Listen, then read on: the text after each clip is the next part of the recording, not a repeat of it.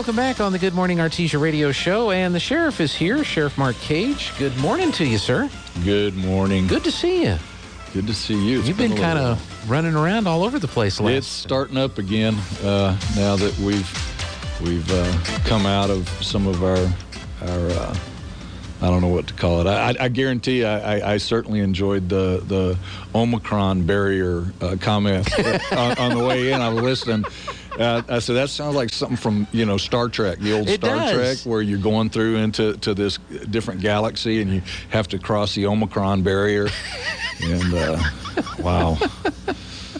And I couldn't remember if we were putting up the Omicron barrier or if Texas put up the Omicron barrier. I don't know, but Omicron is... Can they not come up with anything more ominous sounding? It's like, wow, let's try and scare people as much as we can. Well, that's just it, Sheriff. They pop it out on Black Friday. Yeah.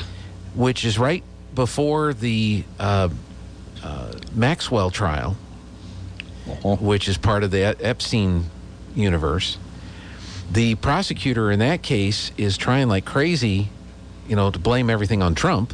Of course. Because I guess Trump flew on the plane a few times. But from everything we've read about Jeffrey Epstein, anybody of any influence or financial wherewithal would have had some contact with Epstein at some point. Because people that deal in that kind of money deal with people that are in that kind of money, and Trump would have been, one of the people. Yeah, he was one of the beloved back then. That everybody liked him.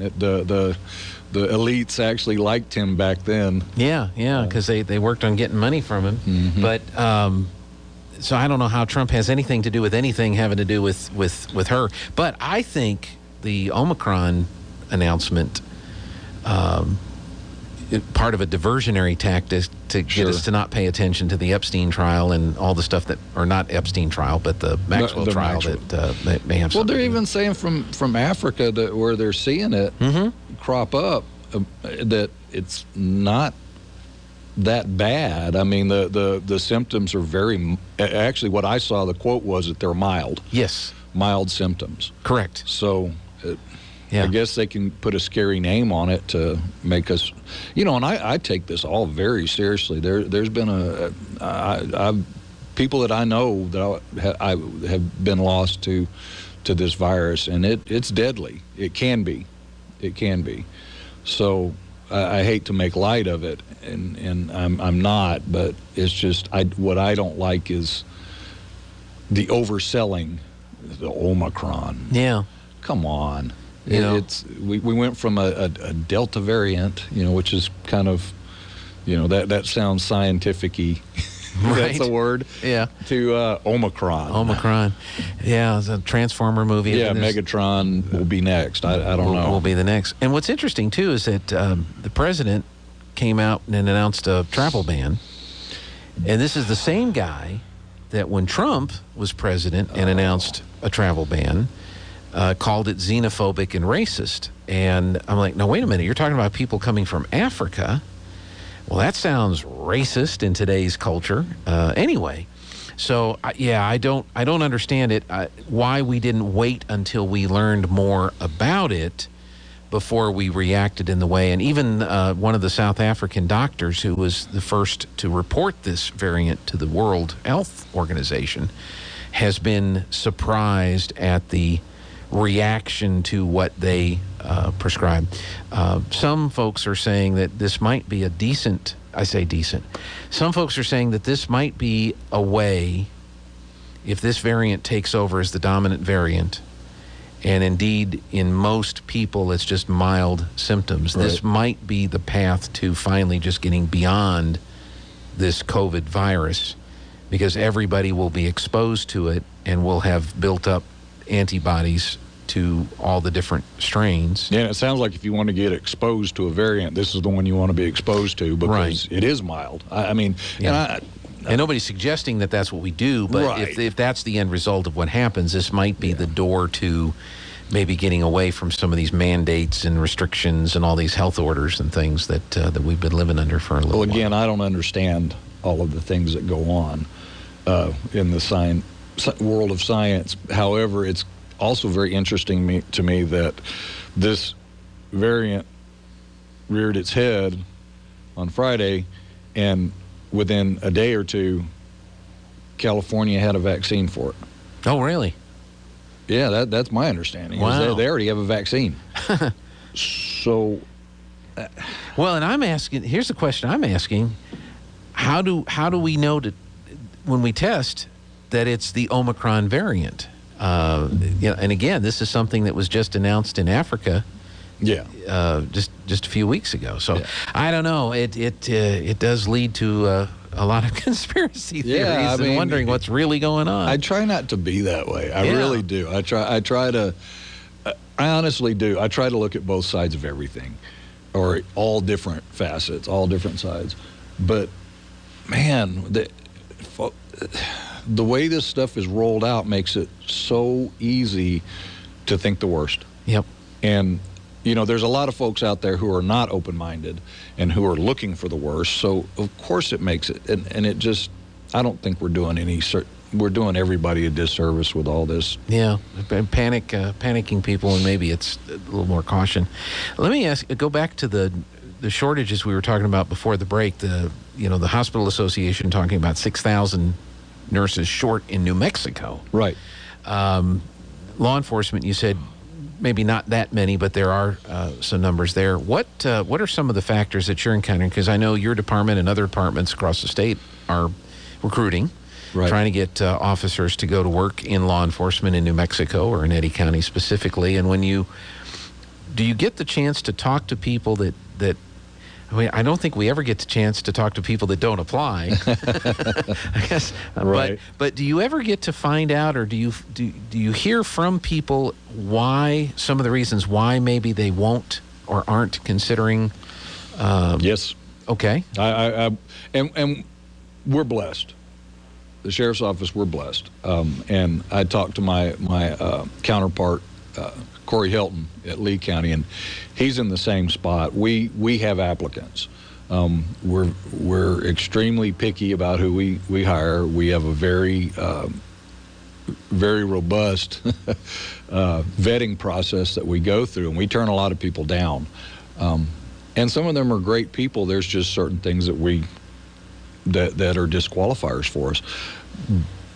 But what I'm hearing about overall is, and I remember back in the day when I first started at Portales Police Department, you're talking an agency of maybe 22 people back then, and I was one of 20-something people that applied, and there was only one position open. And now you look at a lot of agencies have 20 positions open and one person applying maybe. Again, we're not in that situation, thank goodness, knock on wood, whatever. But what I'm hearing is folks are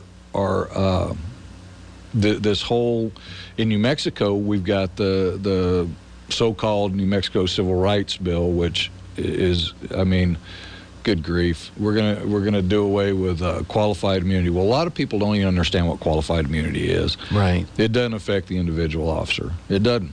But a lot of folks believe that it does. They believe if they're gonna have their pension is gonna be at risk just because they're out doing their job. They believe they're gonna lose their house. They believe all this stuff, and that's not true.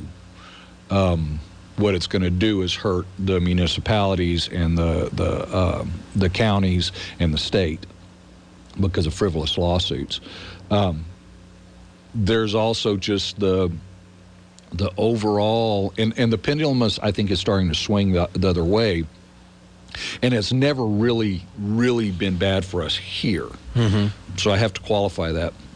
But the public perception of law enforcement. We were goats back in the day, and not greatest of all time goats, but the bad goat until 9/11 happened. 9/11 happens, everybody's a hero again. Everybody loves cops, everybody loves firemen. Well, everybody always loves firemen. Yeah. We don't get to enjoy that part of it as law enforcement, but everybody loved cops again, right? Mm-hmm. We go along, it starts to deteriorate a little bit, and then you have a horrible, tragic incident like what happened in Minneapolis, and then all of a sudden we're scum again. Right. And not just a few. all of us. Yeah. Instead of the guy that actually went to prison, Right. Rightfully convicted, in my opinion, and sent to prison. That's how it works. I'm trying to figure out how that's still not I don't know. Yeah. But then the rest of us get painted with that brush, and so a lot of folks are looking at it going, I don't want to do that. I don't want. First off, I don't like cops now. Right. Or I'd like to be, but I'm not gonna be trashed like that. I'm not. And they have family members who are saying, they're pigs and they're scum and and friends, and they're like, ooh, no, I don't think I want to do that. Well, I think too, you throw in like the DA in Wisconsin. You had the guy that had been arrested and was out for allegedly running over or attempting to run over his wife or girlfriend or whatever. And he turns around just a few days later and plows into a parade and kills people. Yeah. And the DA is one of the proponents of the bail reform. Oh, catch and release. Catch and release. And so he was okay with the catch and release because, in essence, sometimes incidents like the parade incident are going to happen. And so if you're in law enforcement and you're doing your best to try to get these people off the street, and then you see them just turned back the other out, part of it. That's got to be a factor too, I would think. That has a lot to do with folks leaving. Okay. I think, and going ahead and retiring when they might want to stay around for a while longer, or just leaving the profession, period. In New Mexico, we had the catch and release, and I didn't, but because I actually knew what was happening with it, but so many people voted for that bail reform because they lied about it. Wow. They made it sound so good and like it was such a good thing. And I even though I knew the whole story, I even got caught up a little bit going, well, maybe, wait a minute. No, I know this is a lie. This is garbage. Right. So we, as a body in New Mexico, as citizens, we voted for it thinking that it was going to be a good thing. Well, guess what? It ain't. Right. And it's proven daily that it's horrible. And, I don't even know what to say about it. And we're stuck with it now. Yeah. And, of course, it's sweeping the country like, oh, yeah, let's empty our jails out. Well, yeah, go ahead. Some of these folks are in jail for a reason that is a legitimate reason. They need to be off the streets. And these folks that want to do this, well, it's obvious from recent events that they don't know how to handle weapons. They don't know how to protect themselves. They're the ones who are going to be the victims, because I'm not. Right. Most of the folks here in Eddy County, I guarantee, won't be, because we have a culture here that I don't know. We have a great culture here of folks who are able to. We're not their crutch, law enforcement, here in Eddy County. Folks, they know how to take care of themselves, but they also know how the law works, and they say, okay, well, this is how we want to do it. But if push comes to shove, I know the vast majority of people here in Eddy County are going to stand up and protect themselves and their families, because they know we can't be everywhere at once. Yeah. So you've got people that are hesitant to come into the profession. Yes. I got down a rabbit hole there, didn't I? No, you've got, and then you couple that with people who have been in law enforcement, right, who are looking at some of these other things going on and are getting out of the profession. So you've got this double whammy. I'm guessing prior to all of this, maybe compensation was one of the bigger factors. And it is. Is that still a factor now, or is it made worse?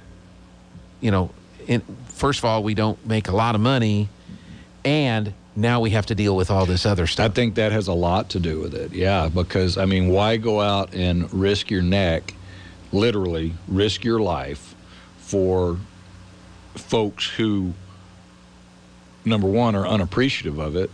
They're spitting on you, they're calling you names, they're trying to defund you, which that worked out well, didn't it? And then to do that and get paid so little in many cases. Again, not here. I think we actually have a good, I want to see more, but we're doing better than a lot. But to get paid not that much, and to have to worry about if you're going to get the rug pulled out from underneath you, if you're going to be over-scrutinized, which, again, we don't do that. But you go out and try to do the right thing in good faith, make a mistake, and get crucified. A good faith has when I first started, good faith, in quotations, that went a long ways.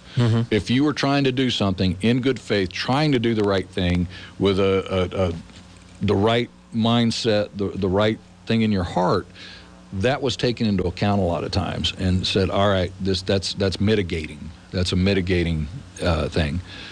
Now it doesn't really matter, it doesn't seem like. And again, not here. I have to emphasize that. Eddy County, I count my blessings every day that I'm here. But that's what you're seeing across the country, across the state. Good Lord, look at Albuquerque PD. Their struggles. Well, their scrutinization comes not just from locally; it comes from the federal too. They're under DOJ's thumb. Still. Yeah, and they've got a great head of the DOJ now, who labeled parents as terrorists. This is. Everybody wonders why crime is out of control in Albuquerque. Well, it's because the police department is not allowed to do their job. It's a rough place. There's a lot of crime there. And I'm not talking trash about Albuquerque. It's a fact. And Albuquerque PD has been just sidelined and handcuffed. And I don't know, there's not a whole lot you can say other than that. Yeah. Some people like to blame entertainment, TV. There was that Breaking Bad TV series that was set in Albuquerque. Everybody knows that's fiction. I know that they know that it's fiction, but is it all fiction, or is it reflective of some of the culture that's in that area? Which is why it becomes so popular and people like it. You do have a point there. And because I remember watching Sons of Anarchy. Okay. That motorcycle gang show. And of course, I was riding a Harley, and I kind of, at first I was enjoying it. By the time it was over, I'm going, this needs to end. Yeah. These guys all need to die or go to prison. That's right. And because I realized I was like, I was seeing criminals as heroes. Yeah. And I'm a seasoned law enforcement officer. I was kind of going, oh, yeah, wait a minute. Wait a minute. Yeah. And of course, the plot line got stupid and all that other stuff like they do. But I think there is an effect on society when you turn criminals into heroes. Yeah. I mean, there's always been the movies that, the guy that robbed the bank and jumped out of the plane, or, the great train robbery or something. I mean, there's always been people that are the anti-heroes. Right. But it's usually individuals, and we kind of enjoy maybe that particular story. But now when we're promoting an entire culture, and then I think, yes, does entertainment drive some of what we see in our society? Yes, but is it also reflective of what we see in our society? I think that's a factor too. It could be, and shoot, I don't know. I'm trying to figure out how, if all the woke Hollywood elites despise us so much in law enforcement, think that we're such trash. Right. Why are they so obsessed with us? Exactly. Why is almost every TV show, all these movies, they're all obsessed with law enforcement? Yeah. Well, there's definitely something happening in the culture, which is also another factor which may affect why people may or may not want to get into law enforcement, or may want to retire and get into something else. But it's definitely a problem. We have a problem getting people to get involved in law enforcement in Mexico. Obviously, we have the nursing shortage that we have. I mean, there's a number of other areas, and you even see it in the private sector, where there's a shortage of employees. And it's not like there's a shortage of people. I mean, there are people here. It's not like we're down 6,000 people Right. in New Mexico. That's why we don't have enough nurses. I mean, there's people out there. Oh, yeah. Unfortunately, we've lost a lot. Well, that's true, too. And I wonder what that number is. We've lost a lot of people to Texas. Yep. And other states, but Texas mostly. We've seen that Yeah. a significant amount just here in Artesia. That's true. That's true. A lot of folks. Good, productive, young folks who are like, I'm not doing this. Yeah. I'm going somewhere where I can thrive and my family can thrive. That's right. That's right. We're going to take a break, talk more with the sheriff, Mark Cage of Eddy County. So don't go away. We'll be right back.